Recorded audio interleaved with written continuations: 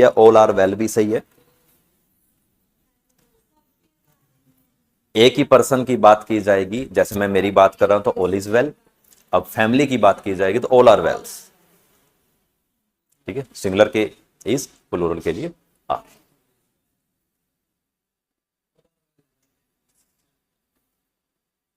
और ये था आई विश, जैसे होप, आई विश।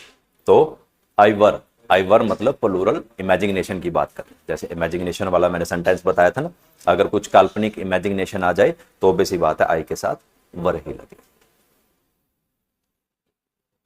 हाँ जी, the team dash playing very well this. क्यों? पूरी टीम की बात की जा रही है, तो बेसी बात है हमारा आंसर क्या होना चाहिए? इज आना चाहिए। ओके,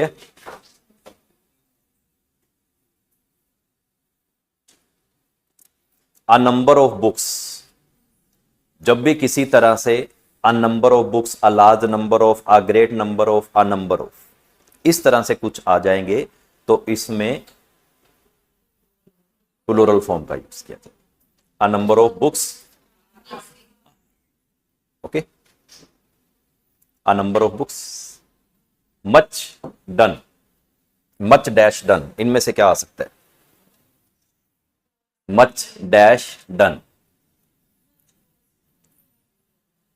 मच, जैसे कि little, a little, the little, much, अगर इसमें से कुछ आ जाएगा तो सिंगुलर फॉर्म का यूज किया जाएगा। और सिंगुलर फॉर्म का यूज किया जाएगा तो क्या आ सकता है?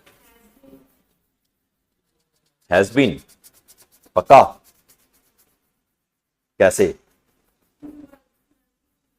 Third form use, very good, much has been done. यहां पे थर्ड फॉर्म भी आई हुई है अपने आप में, तो बेसी बात है कि हैज हैव के बाद थर्ड फॉर्म ही है। Little known dash about this man, ये आ गया same to same. Little, little, a little, the little और मच, इनमें से कुछ आ जाएगा तो इज आ सकता है, या क्यों? सिंगल फॉर्म का यूज, सिंगल फॉर्म का यूज हो रहा है तो इज। मतलब इस तरह के सेंटेंस पेपर में आपसे कंफर्म किए जाएंगे।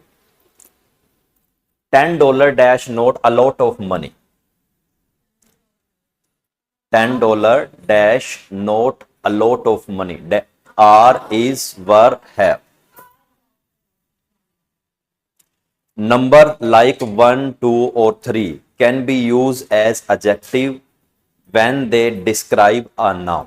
जब ये सारे के सारे किसके बारे में डिस्क्राइब करते हैं? नाउन के बारे में डिस्क्राइब कर रहे हैं, तो यहां पर क्या आ सकता है?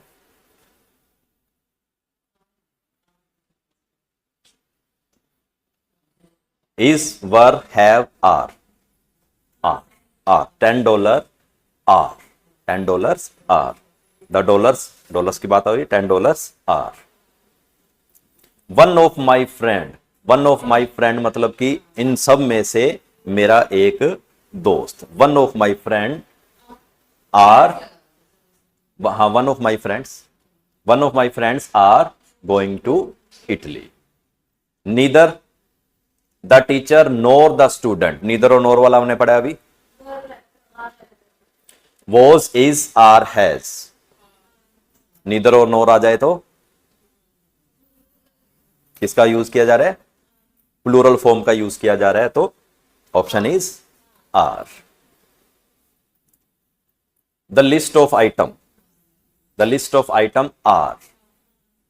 ईच ऑफ स्टूडेंट्स, अब इसमें हैज भी लग सकता है, और इसमें हाँ हैज आएगा इसमें, क्योंकि वो each of student has a locker, लेकिन हाँ ईच ऑफ स्टूडेंट्स मतलब एक एक की बात की गई है, एक एक स्टूडेंट की बात की गई, इसलिए ईच ऑफ स्टूडेंट हैज आ गया। लेकिन अगर बात करें कि सबके पास वो चीज है, तो पास होने के लिए भी हैज और हैव का यूज किया जाता है। जैसे each of students has a locker, अब जो हैज और हैव है वो पास होने के लिए भी तो यूज किया जाता है ना, कि मेरे पास वो चीज है। जैसे कि सबके पास क्या है? लोकर है, तो सबके पास लोकर है तो हैज और हैव ही लगे। कई बार इस तरीके से भी पहचाना जा सकता है। कमेटी क्या है? हाँ जी, अब ये पहचानो क्यों। कमेटी एक है बट वो डिवाइड हो चुकी है। यस, कमेटी एक है लेकिन वो डिवाइड हो चुकी है, उसके पार्ट अलग हो चुके हैं, तो इसीलिए इसमें सिंगल फॉर्म का यूज नहीं होगा। The committee were divided in, जो कमेटी थी वो अलग अलग पार्ट में डिवाइड हो चुकी थी, इसीलिए प्लूरल फॉर्म का यूज किया। अगर वैसे कमेटी की बात की जाती तो इसमें से सिंगल फॉर्म का use. The jury, same to same वही, जूरी जजेस, जजेस को बोल देते हैं जूरी। जितने भी सामने जज, आजकल जो एक बॉलीवुड के अंदर आपने ऐसे बहुत सारे नाटक देखे होंगे, प्ले देखे होंगे, जैसे रियलिटी शो के ऊपर आते रहते हैं, जैसे कि डांस इंडिया डांस या इस तरह से कुछ आता रहता है, तो वो सामने जो जजेस बैठे होते हैं उनको ज्यूरी बोला जाता है। जो आज डिसीजन लेने वाले होते हैं, ज्यूरी मतलब 5-7 पर्सन इकट्ठे बैठे होते हैं ना, वो सारे के सारे ज्यूरी कहलाते हैं। ओके, तो वो ज्यूरी था, जो उन्होंने क्या किया, अपने ओपिनियन को डिवाइड कर दिया था। ज्यूरी भी डिवाइड हो चुकी है तो ऑटोमेटिकली यहां पर प्लूरल का ही यूज किया जाएगा, plural. The army dash decided to disobey its commander.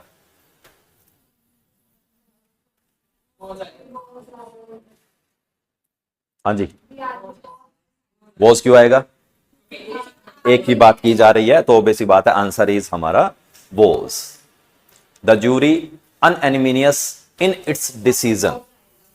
Jury आ गया तो ये देखो, जूरी आ गए, मोब आ जाए, काउंसलिंग आ जाए, कमेटी आ जाए, ऑडियंस आ जाए, आर्मी आ जाए, टीम आ जाए, ये सारे के सारे एक में ही काउंट हो, तो इसलिए was. There were not so many books as dash expected.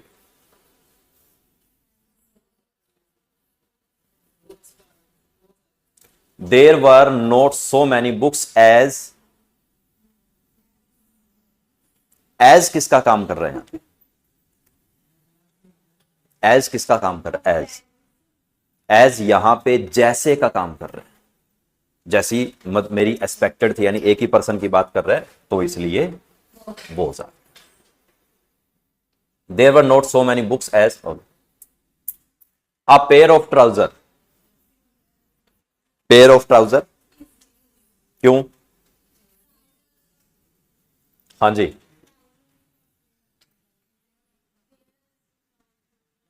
Pair का वर्ड हो गया तो ऑब्वियस ही बात है, अगर पेयर वर्ड आ गया तो इज ही आएगा, मतलब कि सिंगुलर का यूज किया, क्योंकि पेयर अपने आप में उसी की बात कर रहे हैं जिस चीज की हम बात, जैसे ट्राउजर, सीजर्स, इस तरह वो पेयर की बात कर रहे हैं तो बात उसकी करे, सिंगुलर में काउंट हो जाएगा। His spectacles dash framed. Scissors, trousers, पायजामा, टोंगास, पैंट्स, स्पेक्टल्स, ग्लासेस, और has been framed, singular. No boy and no girl, no आ गया, each, no boys. You and he, I, you and he, ये formula मैं आपको थोड़ा सा बता दूं, ये फॉर्मूला जो अभी पेपर के अंदर आया था, ये देखिए, आई, यू एंड ही, 3 पर्सन की बात की गई है, you, he and I, 3 person की बात की गई। पर्सन तो 3 है, लेकिन इसमें हम क्या लगा सकते हैं, आई, यू एंड ही, कहा गया वॉज रोबर्स, इसमें क्या किया गया, ही के अकॉर्डिंग लगा दिया गया कि वॉज आ गया। अब यहां पे you, he and I dash friends, have नहीं आएगा, इस भी नहीं आएगा, आई के साथ इन दोनों में से बताओ वर क्यों आएगा, नहीं वर क्यों आएगा,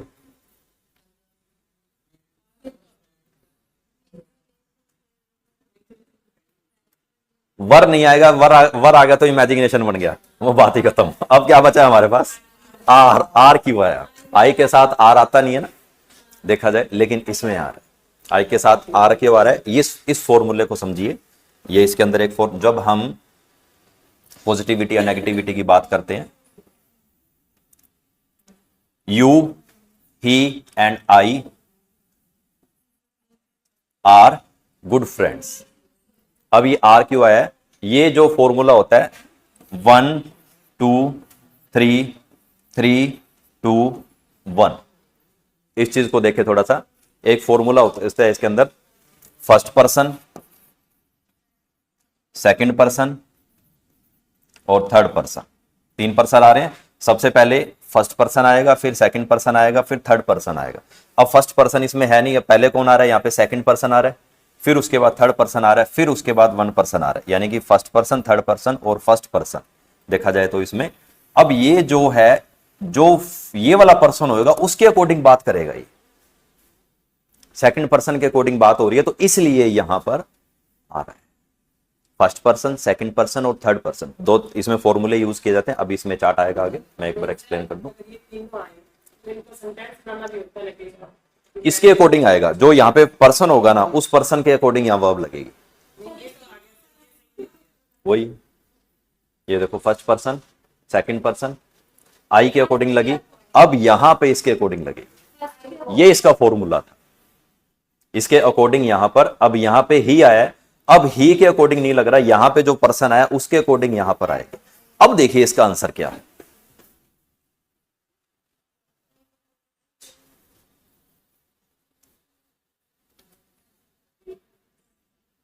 अब ट्राई कीजिए, चारों लगा के देखिए।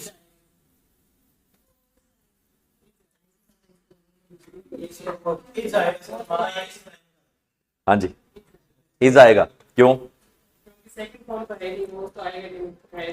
नॉर्मल सी बात है, आंसर इज रोबर, क्योंकि इसके अकॉर्डिंग, अब उसमें वो ऑप्शन नहीं होगा ना, कई बार अगर ऑप्शन नहीं होगा तो फिर वो हमको उस चीज को फॉलो करना पड़ेगा, क्योंकि अगर इसके अकॉर्डिंग अगर यहाँ आंसर आ रहा है तो अगर उसमें ऑप्शन भी तो होना चाहिए ना। कई बार ऑप्शन, इसमें ऑप्शन नहीं है तो इसका मतलब वो नहीं लगेगा। अब अगर जो ऑप्शन आ गया तो उसके अकॉर्डिंग लगाना पड़ेगा। अगर इसमें लगाया गया नो ऑप्शन, अगर ऑप्शन का नो हो गया, नो आंसर मतलब, तो आप वहां पे नो आंसर लिख सकते। बाई चांस कई बार ऑप्शन नहीं होता ना उसमें, तो ये चीज हो जाती है। मतलब ये वाला जो सब्जेक्ट है ना, इसके अकॉर्डिंग यहां पे आंसर आएगा।